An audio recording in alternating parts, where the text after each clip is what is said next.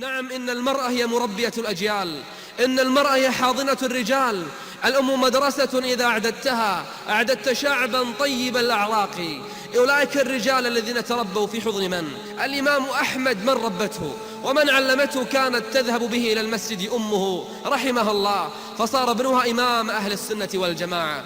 شيخ الإسلام من ربته؟ الأئمة الأعلام من الذين ربوهم؟ يا أمة الله اعقلي أنه بيدك أن تربي الرجال ليكونوا مجاهدين، ليكونوا علماء، ليكونوا دعاة إلى الله عز وجل.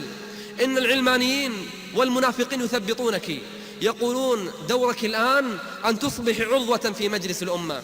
خسئوا وتعسوا. دورك الآن أن تخوضي مع الرجال معارك الرجال. دورك الآن أن تخرج من البيت، من هذا السجن، من هذه القيود. انفضي عنك الغبار، اقطعي هذا الحجاب، احرقيه واخرجي بين الرجال. حتى قالت إحداهن، قالت: لما هذه القيود؟ هذه القيود على المرأة. هل لأن الله ذكر وليس أنثى؟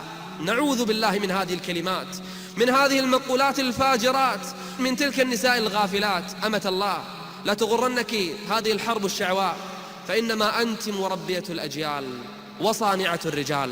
يا أمة الله، لا تظنين أن إذا زوجك قد ذهب أنك لا يراقبك أحد. الإمام أحمد كان يحدث الناس يوما، فإذا به يقوم يغلق الكتاب ويدخل الغرفة.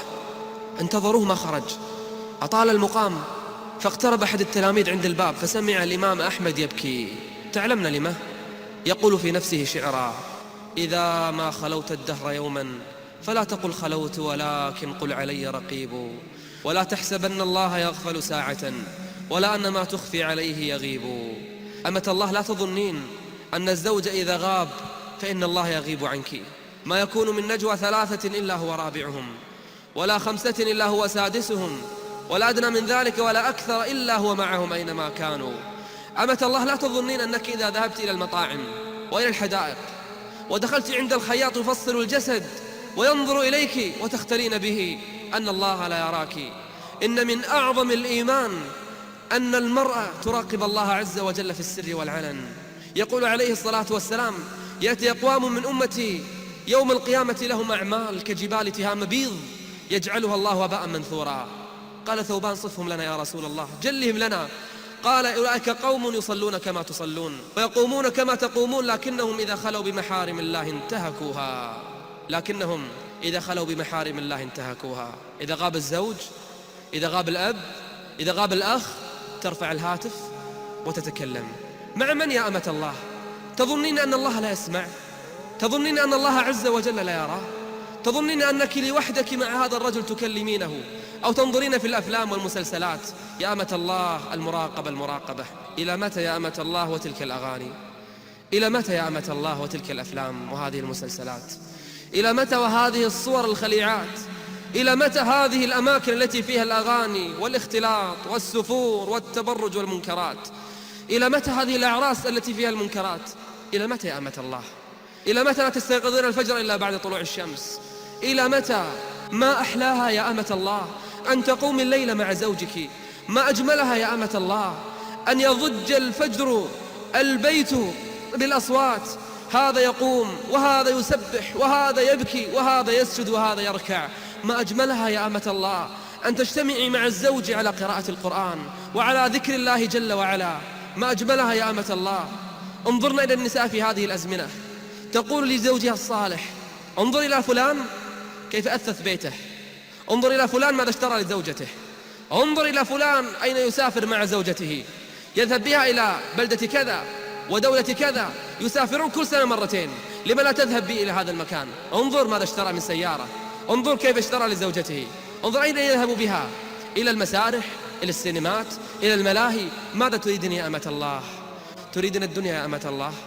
أم أنك تريدين أن تجلسي مع زوجك على بساط وعلى فراش واحد تتقاسمين معه اللقمة، ثم تحفظينه في غيبته، ثم يأتيك وقد جاء بلقمة العيش تجلسين معه لا ينظر إلى غيرك ولا يعرف سواك، وأنت لا تعرفين إلا ذكر الله وطاعته، تجلسين معه على ذكر الله وتنامين معه على طاعة الله وتستيقظين معه على ذكر الله. يا أمة الله، اختاري لنفسك ما تشائين.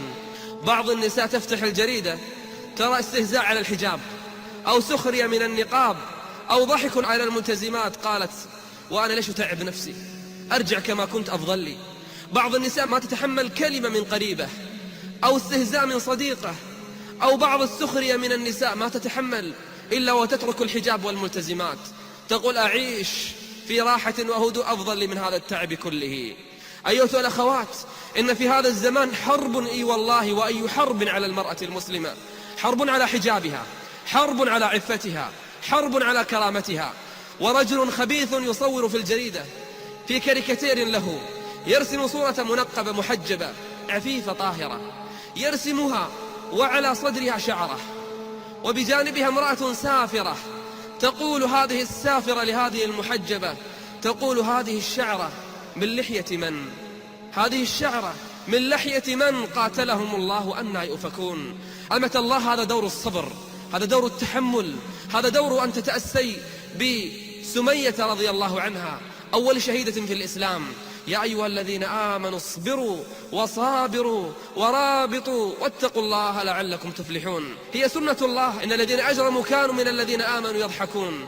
أمة الله، لا تغرنك تلك الكلمات وتلك الاستهزاءات وهذه الصرخات وذلك النعيق والعواء، لا تغرنك هذه الزفرات، فإنما هي حرب لله ورسوله.